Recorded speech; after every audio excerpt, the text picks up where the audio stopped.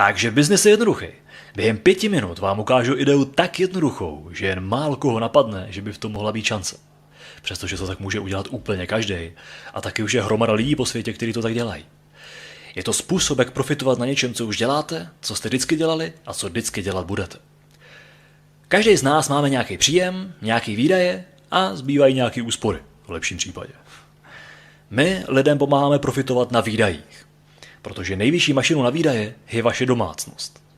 Každý měsíc polkne tisíce, ne desítky tisíc korun za běžné nezbytnosti, které kupujete.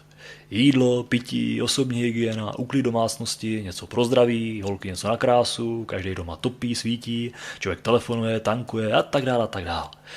Těmhle výdajům říkáme takzvaný nezbytný peníze. A teď vám ukážu, co jsou tyhle nezbytný peníze schopný udělat pro vás. Tady jste vy a vaše domácnost. A dneska děláte to, čemu říkám varianta A. Což znamená, že ty svoje nezbytný peníze každý měsíc odnášíte do nějakého obchodu. Vy máte zboží za zlomek hodnoty těch peněz, ale profit má kdo? Majitel obchodu a jeho akcionáři. Jinými slovy, zpátky, nepočítám-li plišový prasátka, nedostáváte vůbec nic. Je tady ale způsob, jak vy se můžete stát majitelem svého obchodu. Tomu říkáme varianta B, kdy svoje nezbytné peníze směrujete do jiných obchodů. Většina z nich dneska funguje na internetu, který s váma jednají jako se spolumajitele.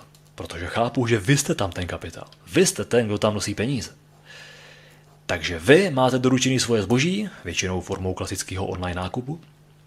Část profitu mají samozřejmě ty obchody na provoz, ale teď máte nemalou část profitu i vy, protože je to váš obchod. Navíc ho můžete využívat i jako platformu pro případné zákazníky, což vám pak generuje další profity. A teď výhody varianty B oproti variantě A. Tak za prvé kvalitnější zboží, což vysvětlíme později, lepší záruky, lepší ceny, protože znovu je to váš obchod, takže si v něm nakupujete velkoobchodní. Často v něm najdete ekologické produkty, vyráběné v souladu s planetou a, jak už jsem říkal před chvilkou, máte podíly na zisku. Takže, co my spolu můžeme udělat, je využít potenciálu kolem vás. Hele, je reálný, že mezi lidma, co máte v telefonu nebo mezi přáteli na Facebooku, to je jedno, se najde pár takových, kteří dneska dělají variantu A a kterým by se taky víc líbila varianta B?